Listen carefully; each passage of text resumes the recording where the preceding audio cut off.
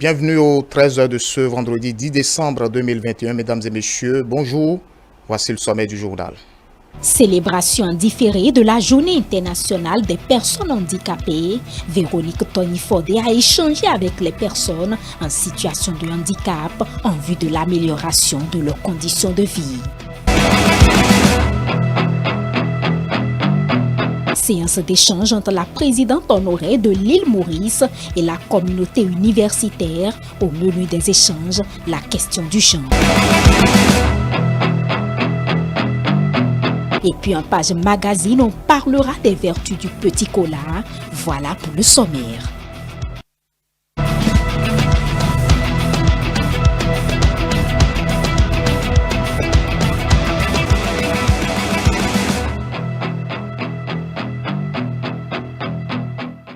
Et c'est le direct. Merci de nous choisir pour vous informer. Direction Porto Novo, plus précisément, à la Cour de répression des infractions économiques et du terrorisme. Vous le savez, le procès de Rekia Madougou s'est ouvert ce vendredi matin à la Cour de répression des infractions économiques et du terrorisme. Je le disais, l'opposante béninoise est poursuivie pour financement de terrorisme. Rappelons que ce procès s'ouvre au lendemain de celui de Joël Aïvo et ses co-accusés. On retrouve Marou Fabiola Boussari en direct de Porto Novo, plus précisément à la Criette.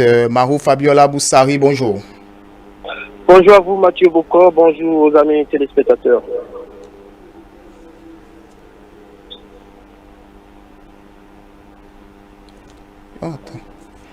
Bonjour à vous Mathieu Bocor, bonjour aux amis téléspectateurs. Oui, Marou Fabiola Boussari, que retenir à mi-parcours de ce procès de Rekia Madougou? Oui, il faut dire que le procès a effectivement démarré à 9h, ici à la Cour de répression des infractions économiques et du terrorisme. Et à l'heure où je vous parle, 3 points essentiels sont à retenir.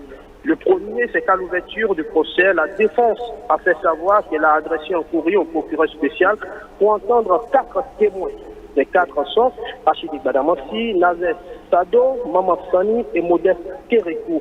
La défense souhaite entendre ces personnalités pour que jaillisse la vérité dans cette affaire. Le procureur spécial s'oppose à la demande, mais la défense va plus loin en faisant comprendre à la Cour qu'elle peut en donner des mesures d'instruction complémentaires, suspendre la séance, convoquer les personnes pour qu'elles soient entendues. Mais la requête n'a point prospéré. Le deuxième point qu'il faut souligner ici, c'est que Maître Antoine B, l'avocat français de Rekia Madougou, a fait une exception pour demander la nullité de la procédure. Pourquoi? Parce que pour lui, la Cour n'a aucune garantie, elle n'est ni impartiale ni indépendante. C'est ce qu'il a fait savoir dans sa déclaration. Il a soutenu sa position par plusieurs éléments dans certaines déclarations, des anciennes déclarations de l'ancien ministre de la Communication et porte-parole du gouvernement. Le procureur spécial a demandé à la Cour d'attendre la fin des débats pour se prononcer là-dessus. Il faut ajouter que Maître Antoine B, après avoir lu tout ce qu'il avait comme document, est sorti de la salle et est revenu plus tard en veste. Donc, il est parti déposer sa touche et est revenu en veste pour assister pour s'asseoir et évaluer et véritablement suivre le procès, le déroulement du procès. Le troisième point, c'est l'audition des mises en cause dans cette affaire.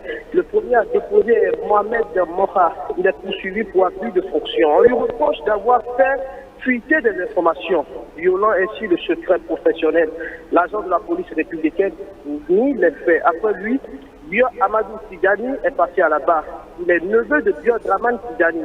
On lui reproche d'avoir fait disparaître le portable de son oncle, ce portable dans lequel se trouveraient des informations pouvant faire évoluer les enquêtes. Il dit n'avoir pas vu le téléphone en question. Et puis celui qui dépose actuellement, c'est le colonel à la retraite, Maman Touré Ibrahim. Ce qu'il faut retenir des déclarations de Maman Touré Ibrahim, c'est qu'il dit avoir été joint par Georges Saka pour attenter à la vie de Charles Tokor en vue de venger l'atteinte à l'intégrité physique de Galil Soglo. Il dit également n'avoir jamais connu Rekia Madougou, qu'il a vu pour la première fois, qu'il aurait vu pour la première fois ici à la Cour de répression des infractions économiques et du terrorisme. C'est l'essentiel à retenir. Pour le moment, ici, ce procès se poursuit et le colonel à la retraite, Maman Touré Ibrahim, continue de faire sa déposition. Oui, Marouf Abiola Boussari, qu'en est-il concrètement de Rekia Madougou? Rekia Madougou n'est pas encore passé à la barre. Elle n'est pas encore passée à la barre, mais pour dire, elle est habillée, elle a porté une robe de couleur violette et rose, avec le gilet de la prison, de la prison civile. Et également, c'est une sérénité qu'on lit, et non seulement chez elle, mais également chez les co-accusés. Et c'est un calme plat qui s'observe dans la salle au cours des auditions et au cours de la déposition, des déclarations, des mises en cause. Elle n'est pas encore passée à la barre et on attend, c'est ce que tout le monde attend d'ailleurs, on attend sa déposition pour vous la relayer. Oui, avant de vous laisser partir, Marouf Abiola, quelle est l'ambiance à l'intérieur et à l'extérieur de la Cour de répression des infractions économiques et du terrorisme? Oui, déjà, il faut dire qu'à 8 heures déjà, on a vu des personnes, des citoyens qui se sont retrouvés à quelques mètres de la crière du siège ici de la Cour de répression des infractions économiques et du terrorisme, qui attendaient impatiemment l'opposante béninoise Rekia Madougou, mais avec la vigilance et la dextérité de la police républicaine, personne n'a pu la voix, personne n'a pu la voir, elle est rentrée discrètement et c'est finalement que les personnes autorisées à entrer dans la salle ont pu l'apercevoir au niveau des bancs des accusés.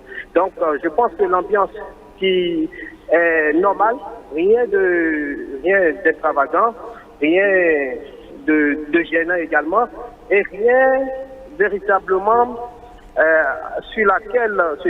aucun élément sur lequel il faut véritablement discuter. Au niveau de la salle, tout est calme et on observe attentivement ce qui se fait, ce qui se dépose, les déclarations des mises en cause dans cette affaire. Au dehors également, c'est un calme plat qui règne. La police républicaine veille au grain. Merci à vous, Marouf Abiola Boussari. À l'instant, Marouf Abiola Boussari, depuis Porto Novo, plus précisément à la Cour de répression des infractions économiques et du terrorisme. Marouf Abiola Boussari qui nous fait le point du procès relatif à Rekia Madougou. Célébration en différé de la Journée internationale des personnes handicapées. C'est la commune de Dangbo qui a abrité l'événement. Occasion pour les personnes en situation de handicap de plaider pour l'insertion professionnelle. Compte rendu, Nafissat Hassani, bonne aventure. Alors. Le handicap n'est pas une fatalité. Tous les hommes sont donc égaux. C'est ce qui a d'ailleurs motivé cette cérémonie qui a pour objectif de valoriser les capacités et les potentialités des personnes handicapées afin de leur permettre d'avoir plus d'opportunités d'emploi et de réduire toute forme de discrimination. Elle nous offre l'opportunité de renforcer notre engagement à promouvoir les droits des personnes handicapées afin de favoriser leur inclusion dans tous les secteurs de développement de notre pays. L'autorité ministérielle appelle à la participation de tous pour la bonne marche des projets à l'endroit des personnes porteuses du handicap. Nous devons activer les leviers indispensables à l'inclusion des personnes handicapées en leur ouvrant davantage les portes de l'éducation, de la formation professionnelle, de l'entrepreneuriat et de l'emploi. Le président de la Fédération des associations de personnes handicapées du Bénin a salué les multiples efforts du gouvernement et demande qu'il s'implique davantage dans l'insertion sociale des personnes handicapées. C'est une journée où nous devons faire le bilan avec nos chères autorités pour voir ce qui est fait et ce qui reste à faire. Nous voulons en un mot que nos droits soient respectés. Et pour que ces droits soient respectés, je pense que nous continuons de faire le plaidoyer pour la prise de décret. Le chef de l'État arrivait à nous faire ça, je crois qu'on aurait gagné une grande bataille par rapport à l'inclusion sociale des personnes handicapées. Le maire de la commune de Dangbo a exprimé sa profonde gratitude à la ministre, au gouvernement et promet faire un usage judicieux de ces différents matériels offerts. C'est une chance pour nous. Je remercie Madame le ministre, pour les impressionnants matériels techniques mis à la disposition de ma population. Je ne peux que dire merci, porteuses de handicap, et que vraiment eux aussi, je promets qu'une bonne utilisation sera faite du matériel mis à leur disposition. Vote à l'unanimité du budget général de l'État gestion 2022. L'Assemblée nationale a adopté la loi numéro 2021-016 portant loi des finances exercice 2022. Ce jeudi 9 décembre 2021, la loi de finances 2022 s'équilibre en ressources et en charges à la somme de 2541 milliards et en charge à la somme de 2500 bien évidemment 1 milliard de francs CFA. En votant ce budget, les députés ont donné leur accord au chef de l'État pour démarrer la mise en œuvre du programme d'action du gouvernement. Séance d'échange entre la communauté universitaire et la présidente honoraire de l'île Maurice ce jeudi 9 décembre 2021. Au menu des discussions qui ont eu lieu dans l'amphithéâtre Idriss Déby Itno, Dabo Mekalavi, la question du genre, reportage. Femmes du ministère de l'Enseignement supérieur et de la Recherche scientifique, étudiantes et acteurs de la communauté universitaire, en séance d'échange, de partage de connaissances et d'expériences avec la présidente honoraire de l'île Maurice. Au nom de la communauté universitaire de l'université d'Abo Mekalavi, de l'équipe rectorale et en mon nom propre, je voudrais vous faire nos hommages les plus différents et vous souhaiter la bienvenue en terre béninoise.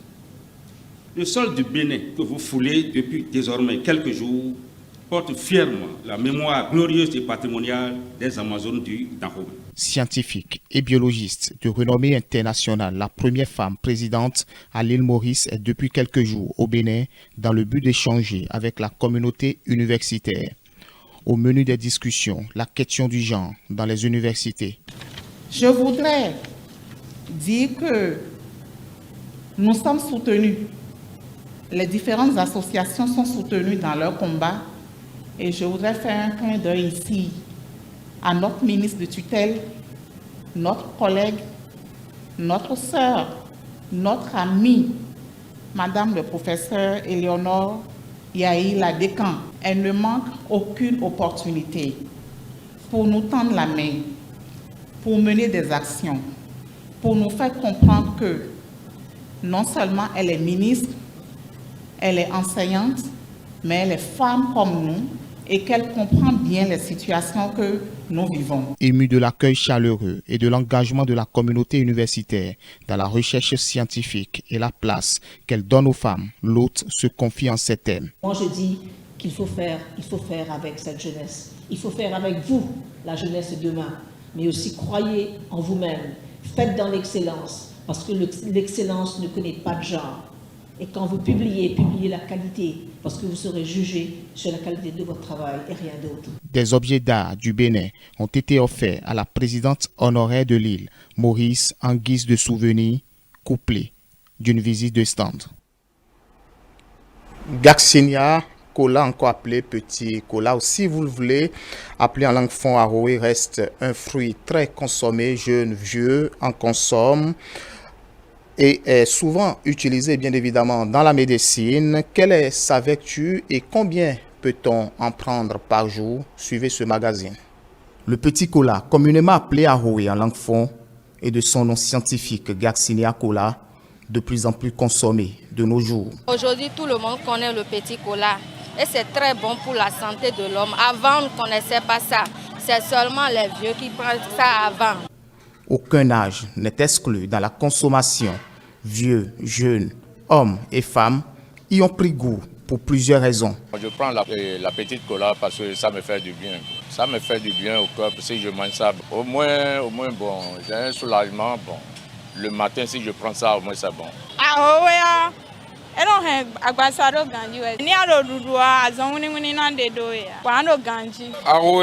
Quand je consomme le petit cola, je me sens bien. S'il y a encore des gens qui ne consomment pas ce fruit, qu'ils commencent par le faire, car moi, j'en prends régulièrement. Avant, je n'en prenais pas. Aujourd'hui, c'est devenu pour moi une habitude. Pour ce naturopathe, le petit cola reste un aphrodisiaque naturel reconnu. C'est un produit très important aujourd'hui dans la vie de tout homme. Si je dis tout homme, parce que l'alimentation nous a rendu tout le monde malade. L'alimentation, le système alimentaire de l'homme aujourd'hui n'est plus ce que ça devait être. Donc le petit cola, c'est un complément alimentaire qui devrait corriger les intempéries de notre alimentation. Principalement cultivé dans les zones tropicales telles que le Bénin, le Cameroun, la Côte d'Ivoire, le Gabon, le Ghana, le Libéria, le Nigeria, le Sénégal, la Sierra Leone et la Gambie, il possède, selon naturopathes et tradithérapeutes, de nombreuses vertus. Aujourd'hui, vous allez constater que le petit cola est sur le marché. C'est un peu partout parce que ça corrige. Ça a une efficacité au niveau de l'aphrodisiaque, c'est-à-dire les problèmes d'infection qui entraînent les faiblesses sexuelles, les problèmes de stérilité, les problèmes de règles douloureuses chez les femmes également. Le petit cola rentre dans beaucoup de compositions pour traiter ces maux. Chez quelqu'un qui fait la tension, et qui constate chaque fois que sa tension baisse, il peut couper la rouille en deux, faire une bonne quantité, une grande quantité, il met de l'eau là-dessus. Il laisse ça pendant au moins 3 jours. Il va commencer par prendre un demi-verre, le verre bambou. Ça peut aussi l'aider à atténuer la tension. C'est un fruit qui accompagne beaucoup l'organisme humain, qui renforce le système immunitaire, qui nous sauve de beaucoup de maladies. Les problèmes de vision floue causés par l'hémorroïde, ça corrige.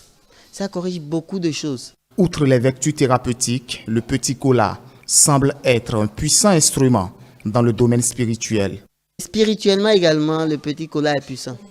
Chez moi, au Bénin, les initiés du beau l'utilisent pour faire ce qu'on appelle communément Nudida. C'est-à-dire quelque chose qui est préparé. Et quand tu utilises pour parler, c'est que ça se réalise. Alors que c'est le fruit même qui a cette capacité spirituelle. Donc ce n'est pas les hommes, les initiés qui le font. Mais le fruit a la capacité, a la potentialité spirituelle d'agir. Quand tu l'utilises le matin, tout ce que tu dis devrait être réalisé. Donc ce n'est pas un fruit du hasard. Dieu l'a fait pour nous accompagner, pour nous aider. Entre ses nombreuses vertus et son prix abordable sur le marché, les consommateurs en profitent au maximum.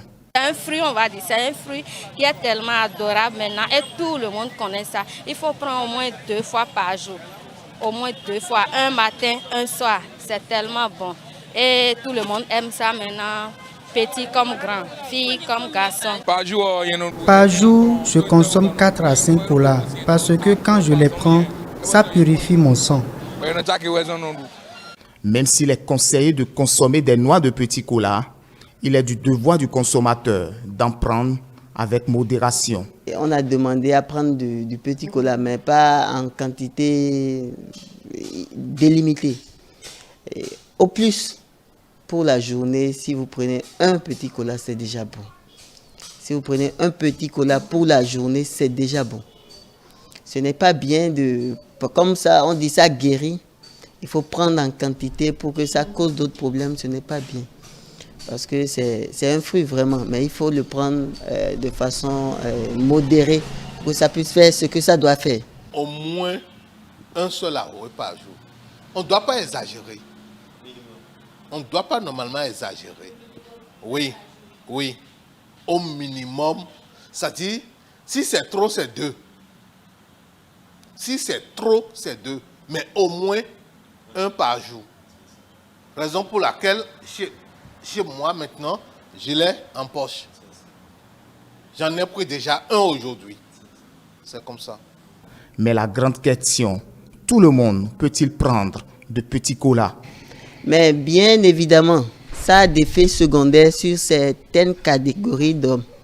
Surtout ceux qui ont des problèmes d'hypertendu ne doivent pas consommer fruit, le petit cola, ou bien accompagné avec du miel, normalement, on ne doit pas prendre de petit cola en tant que hypertendu. En tant que femme enceinte également, ce n'est pas bien parce que ça contient de caféine. Et quand vous avez des problèmes d'ulcère gastrique également, vous ne devez pas prendre du petit cola. Les problèmes d'insomnie, quelqu'un qui ne dort pas beaucoup ne doit pas prendre de petit cola. Le petit cola, ce fruit, de plus en plus consommé par la masse, en raison, selon les spécialistes, de ses vertus, un aliment qui doit nécessairement être pris de façon modérée pour éviter des effets indésirables. Et Téléinfo, 13h de ce vendredi 10 décembre 2021. Stop FM. Merci à toutes et à tous de nous avoir suivis. Retrouvez-nous sur nos différentes plateformes digitales www.telebenin.com ou sur les différentes applications Facebook et YouTube Télé Bénin. Très bonne suite des programmes.